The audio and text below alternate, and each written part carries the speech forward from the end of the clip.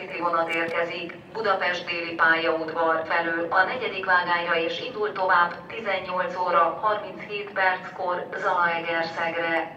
A vonat csak Székesfehérvár, Várpalota, Pétfürdő, Veszprém, Ajka, Jánosháza, Ukk, Zalabérbagy és Zalaszent Iván állomáson áll meg.